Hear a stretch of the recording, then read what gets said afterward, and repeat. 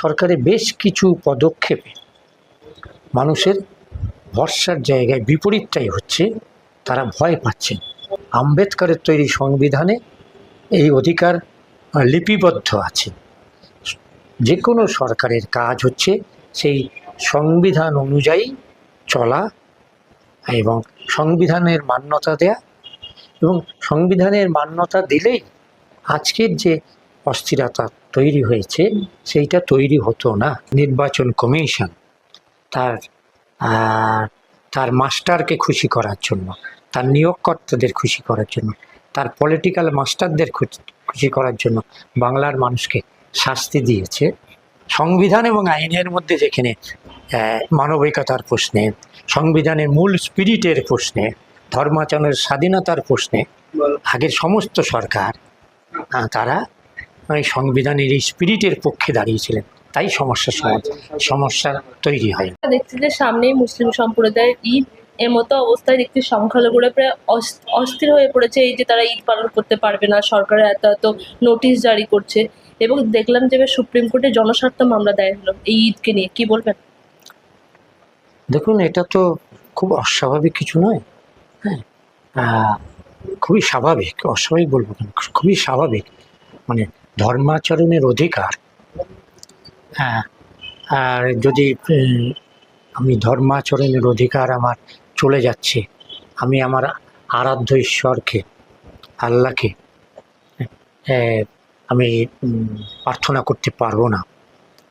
হ্যাঁ, এটা যে কোনো ধর্মের মানুষের যদি হয় তারা আতঙ্কিত হবেন, হ্যাঁ, আতঙ্কিত হবেন, অস্থির হবে। হ্যাঁ, আমি অনুরোধ করব যে আতঙ্কিত এবং অস্থির হবেন না।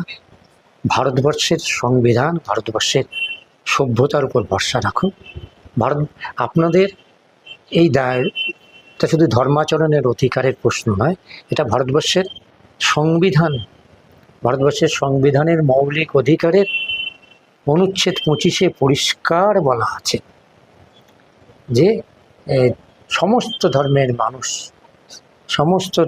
মানুষ তারা ধর্মাচরণ করবেন, ধর্ম প্রচার করবেন, ধর্মাচরণ যা করণীয় সমস্ত কিছু করবেন।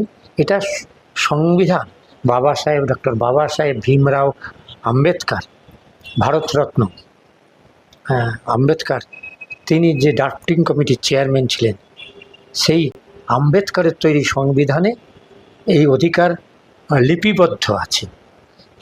যে কোনো সরকারের কাজ হচ্ছে সেই সংবিধান অনুযায়ী চলা এবং সংবিধানের মান্যতা দেয়া, এবং সংবিধানের মান্যতা দিলেই আজকের যে অস্থিরতা তৈরি হয়েছে সেইটা তৈরি হতো না। আজকে যারা সরকারে এসেছেন তাদের ঘোষণাই ছিল ভয় নয়, ভরসা। তো এই সরকারের বেশ কিছু পদক্ষেপে মানুষের ভরসার জায়গায় বিপরীতটাই হচ্ছে। তারা ভয় পাচ্ছেন। কোথাও হকাররা তাদের জীবিকা চলে যাচ্ছে, কোথাও বুলডোজার দিয়ে বাড়ি ভাঙা হচ্ছে, কোথাও আপনার কেবলমাত্র আশঙ্কা থেকে সরকারের দৃষ্টি আকর্ষণ করার জন্য, আমি পার সার্কাসের কথা বলছি, আশঙ্কা থেকে সরকারের দৃষ্টি আকর্ষণ করার জন্য রাস্তায় এসছে। গণতান্ত্রিক সমাজে রাস্তায় এসেই তো মানুষ ক্ষোভ বিক্ষোভ প্রকাশ করেন। আজকে যারা সরকারে এসছেন তারা প্রায়শই করেছেন, এবং সমস্ত রাজনৈতিক দলই করেছেন। তো সেই কারণে এখনো পর্যন্ত প্রায় 46 জনকে গ্রেপ্তার করা হয়েছে, এবং যেভাবে তাদের চিত্রিত করা হচ্ছে সেখান থেকে ভরসার বদলে ভয়ের বাতাবরণ তৈরি হচ্ছে।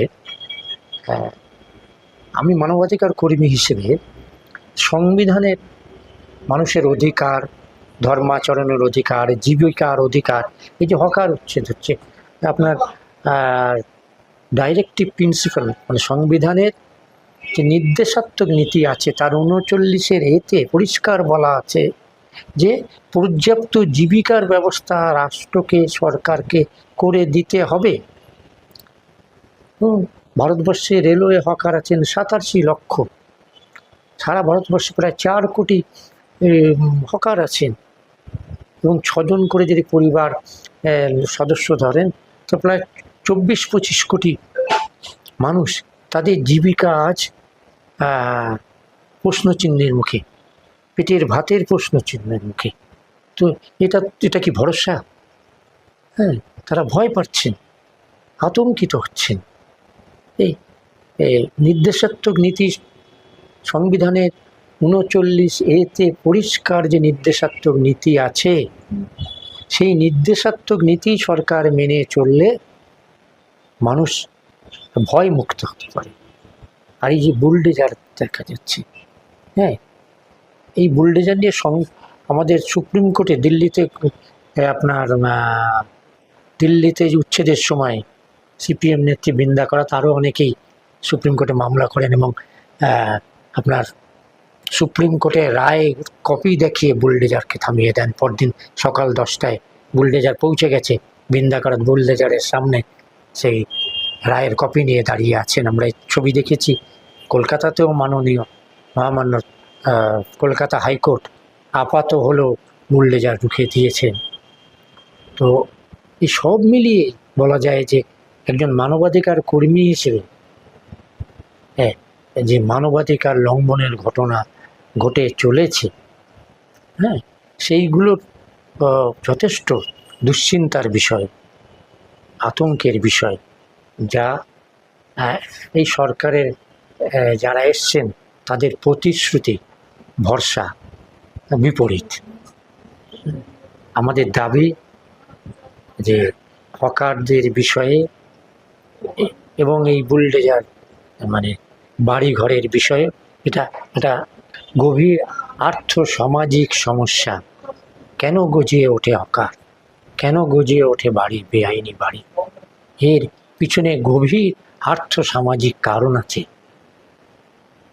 সেই আর্থ-সামাজিক কারণ খুঁজে বের করে সেই সমস্যার সমাধানের দিকে পদক্ষেপ করাটাই হচ্ছে গণতান্ত্রিক সংস্কারের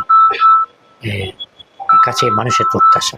এই যে সরকার থেকে জারি করা হয়েছে নোটিশ, যে গরুকে কোনোভাবেই বলি দেওয়া যাবে না, এটি বলা হয়েছে, কিন্তু আমরা দেখেছি হিন্দু সম্প্রদায়ের মানুষটা বেশি বিপাকে পড়ছেন। তারা কেউ সুসাইড করছেন, কেউ সুসাইড করবেন, এরকম করে প্রেসের সামনে তারা বলছেন। কি বলবেন? আসলে এটা তো ঘটনা যে ধরুন ব্যবসা বাণিজ্যটা এই আমাদের দেশে, আমাদের রাজ্যে তো হিন্দু প্রধান দেশ, হিন্দু ধর্মাবলম্বী মানুষের স্বাভাবিক যে কোনো ব্যবসায়ী স্বাভাবিকভাবেই যে হিন্দু ধর্মের মানুষরাই বেশি সেই ব্যবসার আছেন। এই পশু ব্যবসা যেটা, আমি শুধু গরুর কথা বলছি না, এই পশু ব্যবসায়ও এবং এই আপনার গরু, ছাগল এবং এর সঙ্গে আপনার মিষ্টান্ন ব্যবসা সমস্তটাই যুক্ত আছে।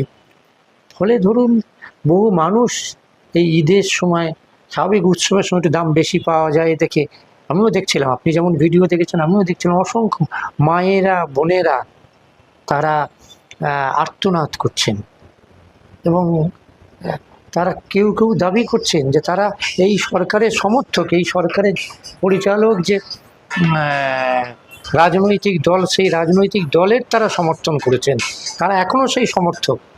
হ্যাঁ, তারা অবাক হয়ে যাচ্ছেন, হতবাক হয়ে যাচ্ছেন, হতাশ হচ্ছে। সেই হতাশা থেকে একজন দেখছিলাম তিনি গলায় গামছা দিয়ে আত্মহত্যা করবেন বলছেন। স্বাভাবিকভাবেই আমার বক্তব্য হচ্ছে যে এই আইন 1950 সালের আইন। 50 সালে ডক্টর বিধানচন্দ্র রায়ের সরকার ছিল, তারপরে প্রফুল্ল সেন সরকার, তারপরে সিদ্ধার্থ শঙ্কর রায়, তারপরে জ্যোতিবাবু সরকার এবং বুদ্ধদেব ভট্টাচার্যের সরকার ছিল, এবং মমতা বন্দ্যোপাধ্যায় সরকার ছিলেন। তখন তো এই সমস্যা তৈরি হয়নি। অর্থাৎ সেই সরকার কি বেআইনি কাজ করেছিলেন?